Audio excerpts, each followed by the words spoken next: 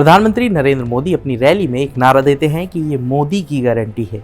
इससे उनका मतलब होता है कि वे जनता से किए गए वादे समय से पूरे करते हैं। अब मोदी की गारंटी का नारा सिर्फ जनता के लिए नहीं बल्कि उनकी पार्टी बीजेपी के लिए भी नजर आ रहा है। हम ऐसा इसलिए कह रहे हैं क्योंकि लोकसभा चुनाव से पहले न्यूज़ 18 ने एक मेगा ओपिनियन पोल किया, जिसके नतीजे जानने के बाद ये कहना गलत नहीं होगा कि मोदी मैजिक अब भी देश में बरकरार है। तो आइए आज इन ओपिनियन पोल पर ही एक नज़र डाली जाए। इस ओपिनियन पोल में जनता से कई अहम सवाल पूछे गए, जैसे कि वो वोट किन मुद्दों पर करेंगे, उनका पसंदीदा नेता कौन है, इनके जवाब में पब्लिक ने क्या कहा वो भी जान लीजिए। तो सबसे पहले आते हैं सवाल पर। तो इसमें पहला सवाल था कि आपकी जिंदगी बेहतर बनाने के लिए आप किस नेता पर विश्वास करते हैं। तो इसमें 59% लोगों ने नरेंद्र मोदी का नाम दिया, 21% राहुल गांधी पर भरोसा करते हैं, 9% अरविंद केजरीवाल और 9% की पसंद ही पश्चिम बंगाल के मुख्यमंत्री ममता बनर्जी है। इसके बाद अगला सवाल था कि आप किन 3 बेहद जरूरी मुद्दों पर वोट करेंगे। तो इसमें जो 3 मुद्दे थे उसमें 56% लोगों ने रोजगार की बात करी, 46% ने कानून व्यवस्था पर वोट करने की बात करी और 47% ने महंगाई के मुद्दे पर लोकसभा चुनाव में वोट करने की बात करी। अगला सवाल था क्या आप इंडिया गठबंधन के बारे में जानते हैं, वही विपक्ष का इंडिया गठबंधन। तो 56% लोगों ने कहा हाँ, 22% ने कहा नहीं और 22% नहीं कहा कह नहीं सकते। इसमें एक अहम सवाल ये भी था कि स्थानीय उम्मीदवार कोई भी हो लेकिन उसको छोड़कर आप मोदी की वजह से ही क्या बीजेपी को वोट देंगे।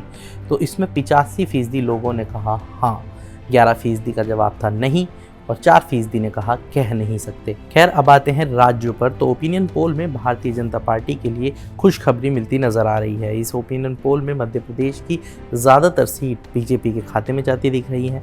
ओपिनियन पोल के मुताबिक मध्य प्रदेश की 29 लोकसभा सीट में से 28 पर बीजेपी का कब्जा नजर आ रहा है, जबकि कांग्रेस इस बार भी महज एक ही सीट पर सिमटती दिख रही है। वहीं अगर वोट प्रतिशत की बात करें तो मध्य प्रदेश में बीजेपी के खाते में 55% वोट जाते दिख रहे हैं, तो कांग्रेस का वोट शेयर 38% रह सकता है। 2019 के लोकसभा चुनाव के नतीजे भी कुछ इसी तरह थे, तब भी कांग्रेस के खाते में सिर्फ एक ही सीट आई थी। ओपिनियन पोल में आगामी चुनाव में एनडीए को हरियाणा की सभी 10 लोकसभा सीटों पर जीतने की संभावना जताई गई है। न्यूज़ 18 ओपिनियन पोल के मुताबिक तमिलनाडु में डीएमके कांग्रेस का दबदबा दिख रहा है। इंडिया ब्लॉक को तमिलनाडु में 39 सीटों में से 30 सीटें जीतने की संभावना है और एनडीए को 5 सीटें जीतने की संभावना है। वहीं एडीएमके को 4 सीटें जीतने की संभावना है। सर्वे के मुताबिक केरल में इंडिया ब्लॉक को 14 लोकसभा सीटें जीतने का अनुमान जताया गया है, जबकि बीजेपी के नेतृत्व वाले एनडीए को 2 सीटें मिल सकती हैं और लेफ्ट डेमोक्रेटिक फ्रंट को भी 4 सीटें मिलने की संभावना है। इस मेगा ओपिनियन पोल से ये भी पता चलता है कि बीजेपी के नेतृत्व वाला एनडीए बिहार की 40 लोकसभा सीटों में से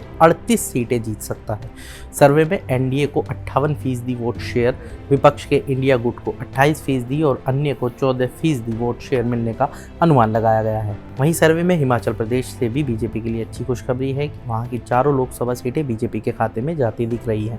लेकिन पंजाब के नतीजे थोड़े चौंकाने वाले नजर आ रहे हैं, क्योंकि यहां राज्य की सत्ताधारी पार्टी आम आदमी पार्टी को महज 1 सीट मिलती दिख रही है, जबकि कांग्रेस को 7, एनडीए को 3 और अकाली दल को 2 सीटें मिलने की संभावना जताई गई है। राज्य में कुल 13 लोकसभा सीट हैं और बड़ी बात यह है कि आप और कांग्रेस राज्य में अलग अलग चुनाव लड़ रहे हैं। ओपिनियन पोल में 21 राज्यों की 518 लोकसभा सीटों पर सर्वे कर मतदाताओं की नब्ज टटोलने की कोशिश की गई है। सैंपल साइज के तौर पर 1,18,616 लोगों की राय जानने की कोशिश की गई। इसके जरिए लोकसभा की 95% सीटों पर पब्लिक का क्या मूड है वो भी जाना। वहीं दूसरी तरफ भारतीय जनता पार्टी ने लोकसभा चुनाव के लिए बुधवार को 72 उम्मीदवारों की अपनी दूसरी लिस्ट भी जारी कर दी।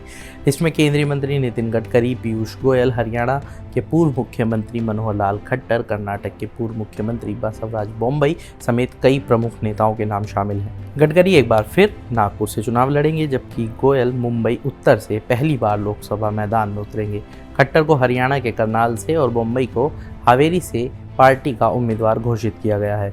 केंद्रीय मंत्री अनुराग ठाकुर एक बार फिर हिमाचल के हमीरपुर से, प्रहलाद जोशी कर्नाटक के धारवाड़ से मैदान में होंगे। बीजेपी ने पूर्व प्रधानमंत्री एच.डी. देवेगौड़ा के दामाद सी.एन. मंजुनाथ को बेंगलुरु ग्रामीण लोकसभा सीट से अपना उम्मीदवार बनाया है। यहाँ उनका मुकाबला कर्नाटक के डिप्टी सीएम डी.के. शिव कुमार के भाई डी.के. सुरेश से होने जा रहा है। इसके अलावा पार्टी ने पूर्वी दिल्ली से गौतम गंभीर की जगह हर्ष मल्होत्रा और उत्तर पश्चिमी दिल्ली से हंसराज हंस की जगह योगेंद्र चंदौलिया को अपना उम्मीदवार बनाया है। पार्टी ने इससे पहले दिल्ली की 5 में से 4 सीट पर मौजूदा सांसदों के टिकट काट दिए थे और सिर्फ मनोज तिवारी को ही दोबारा उत्तर पूर्वी दिल्ली से अपना उम्मीदवार बनाया था। आज के इस वीडियो में इतना ही। बाकी तमाम बड़ी खबरों के लिए जुड़े रहिए मनी कंट्रोल हिंदी के साथ। आप हमारे यूट्यूब चैनल को सब्सक्राइब करें, फेसबुक पेज को लाइक करें और व्हाट्सएप के ज़रिए भी अब आप हमसे जुड़ सकते हैं। व्हाट्सएप चैनल का लिंक आपको कमेंट बॉक्स में मिल जाएगा। और हाँ, ध्यान रहे कि जो बाकी बची हुई सीटें हैं न्यूज़ 18 के इस मेगा सर्वे की, उसके बारे में हम आपको अपने कल के वीडियो में बताएंगे। तब तक के लिए धन्यवाद।